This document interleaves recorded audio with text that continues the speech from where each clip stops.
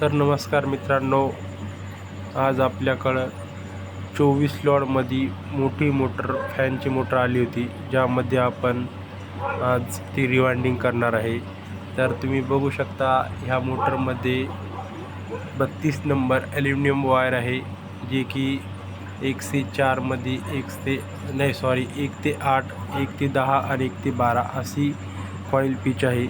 तर तुम्ही बघू शकता जी मशीन मी यूज करतो त्या मशीनवर तुम्ही जर 1 राऊंड मारला तर 10 राऊंड बसते. अशाच प्रकारे जर तुम्हाला मशीन पाहिजे असेल तर तुम्ही ऑनलाईन मागवू शकता किंवा तुमच्या जवळपासच्या कुठल्या पण हार्डवेअरवर ही मशीन तुम्हाला भेटू शकते, जे की तिला हँड कॉईल म्हणतात. तर मी एक कॉईल मारून घेतली आणि व्हिडिओ जास्त मोठा होऊ नये यासाठी मी व्हिडिओ थोडा कट करत तुम्हाला दाखवण्याचा प्रयत्न करतो. तर आपण अशीच करून एक कॉईल मारून घेणार आहेत.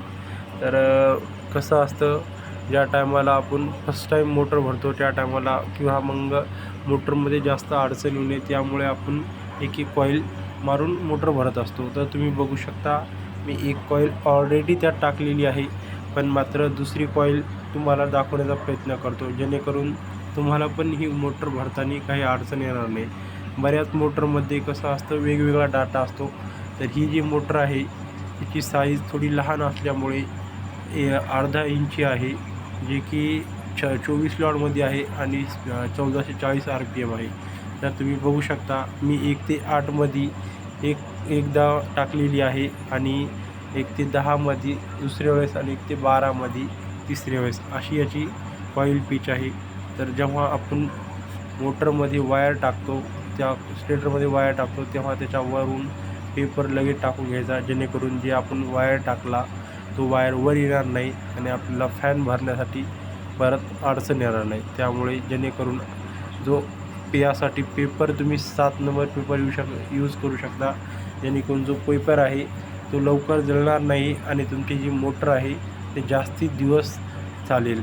यासाठी जर तुम्ही 5 नंबर पेपर यूज केला तर मोटर जास्त स्पीड घेते किंवा जास्त 1440 RPMमध्ये असल्यामुळे हा 5 नंबर पेपर इथे दम धरणार नाही, तो जास्त दिवस टिकणार नाही. त्यासाठी तुम्ही 7 नंबर पेपर यूज करण्याचा प्रयत्न करा. जास्तीत जास्त 7 नंबर पेपर यूज केला ना तर तुम्हाला मोटर जास्त दिवस टिकल आणि जी काही कस्टमर आहे त्याची शिकायत तुम्हाला येणार नाही. तर तुम्ही बघू शकता मी 1 ते 8 मध्ये कॉईल टाकून घेतल्यानंतर जी 1 ते 10 मध्ये कॉईल टाकत आहे. जे तुमची कॉईल आहे ना त्याची 2 साईडला 2 वायर असतात, तर ते वायर तुम्ही बरोबर ध्यान देऊन बाहेर काढून पाहिजे.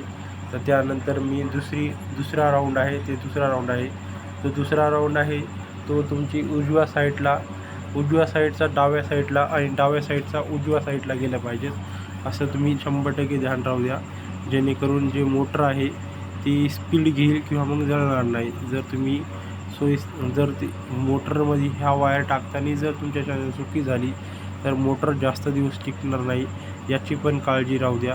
कारण जेव्हा मोटर आपण भरतो तेव्हा त्याच्या विरुद्ध साईडला कॉईल जात असते, तेव्हाच ती मोटर सक्सेस होत असते किंवा मग ती मोटर जळत असते.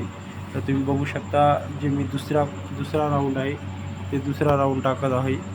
तर जो दुसरा राऊंड बी आहे ना तो जेव्हा डावी साईड उजव्या साईडकडे आणि उजवी साईड डाव्या साईडकडे टाकायची आणि त्यानंतर लगेच आपण पेपर टाकून घेऊ. तुम्ही बघू शकता की त्यामध्ये पेपर टाकून घेत आहे आणि दुसरी कॉईल पण टाकत आहे आणि ती कॉईल एकदम असं एक वायर करून बसवायचा, जेणेकरून जेवढे काही आपण वायर आहेत ते बसले पाहिजेत आणि तो वायर तुटला नाही पाहिजेत, याची मात्र काळजी घ्यायची. जर एक पण वायर तुटला तर आपल्याला परत आपली बेजारी होऊ शकते आणि परत आपल्याला कॉईल मारावं लागेल. त्यासाठी तुम्ही जे कॉईल आहे तर ते कॉईल एकदम हळू पद्धतीने मधामध्ये इन्स्टॉल करायची. तर तुम्ही बघू शकता यामध्ये जवळपास आपल्याला याची 2 आणि याची 2 असे 4 कनेक्शन निघाले आहेत. तर ते कनेक्शन जे आहेत त्याची जर तुम्हाला माहिती पाहिजे असेल किंवा जर कनेक्शन जर तुम्हाला जाणून घ्यायचे असतील तर मला सबस्क्राईब करून कमेंटमध्ये नक्की कनेक्शन टाका, मी तुम्हाला कनेक्शनबद्दल नक्की माहिती देईल. तर जी फिनिशिंग आहे तीसुद्धा बरोबर करून घ्यायची, जेणेकरून जी आपली दुसरी कॉईल आहे दुसरी कॉईल बसली पाहिजे. तर मी कॉईल ऑलरेडी मारून घेतली होती फक्त तुम्हाला दाखवण्याचा प्रयत्न करतो की परत तीच कॉईल जी पिच आहे तीच राहू द्यायची. 1 ते 8मध्ये एकदा, 1 ते 10मध्ये एकदा आणि 1 ते 12मध्ये एकदा. ह्याच प्रकारे आपण रनिंग कॉईलसुद्धा इन्स्टॉल करणार आहे. तर मी जी रनिंग कॉईल आहे ती रनिंग कॉईल टाकून घेतलेली आहे. तुम्ही बघू शकता ते एकदम इझी बसत आहे. आणि लगेच जी वायर आहे, आपला जो कॉईल आहे ती दाबून घ्यायची, जेणेकरून आपल्याला जी फिनिशिंग आहे ते एकदम कंपनी टाईप आली पाहिजेत. आणि तुम्हाला आता मी परत सांगत आहे, जो आपला कॉईल बसविण्याची पद्धत आहे ती उजव्या साईडची डाव्या साईडला आणि डाव्या साईडची उजव्या साईडला जाईल, या पद्धतीने कॉईल स्टेटरमध्ये इन्स्टॉल करायची. आणि जो वायर आहे तो वायरसुद्धा एकदम असा हळू पद्धतीने, किंवा मग हाताने होत नसेल तर तुम्ही एखादा बारीक साईजचा स्क्रूड्रायव्हरसुद्धा यूज करू शकता. आणि त्या स्क्रूड्रायव्हरच्या यानेसुद्धा तुम्ही ती वायर मधात टाकू शकता. तर व्हिडिओ जास्त मोठा होऊ नये यासाठी मी थोडासा व्हिडिओ पळवितो आणि बाकी तुम्हाला दाखवण्याचा प्रयत्न करतो. तर तुम्ही बघू शकता जी मी कॉईल आहेत त्या रनिंग कॉईल आणि स्टार्टिंग कॉईलसुद्धा टाकून घेतलेल्या आहेत. आणि त्यानंतर आपण त्याची बांधी करणार आहेत.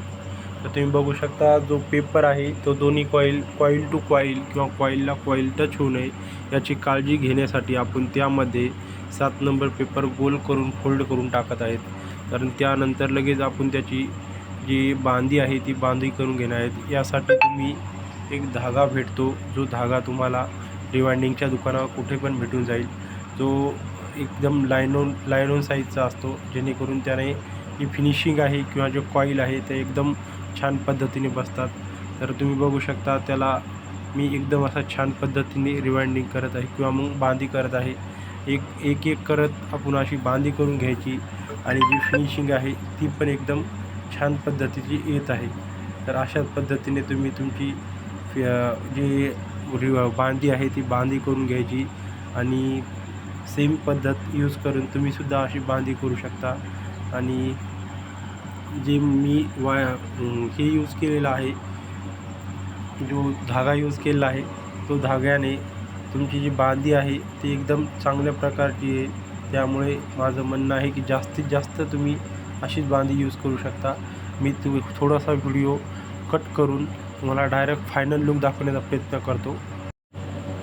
तर तुम्ही बघू शकता याचे फायनल लुक किती छान प्रकारे आले आहे. तर अशाच पद्धतीने आपण बांधी करून घ्यायची. आणि याची स्पीड जर तुम्हाला बघायची असेल तर माझा सुरुवातीचा व्हिडिओ बघून घ्या. धन्यवाद. आणि माझ्या अकाउंटला नक्की फॉलो करा आणि सबस्क्राईब करा. धन्यवाद.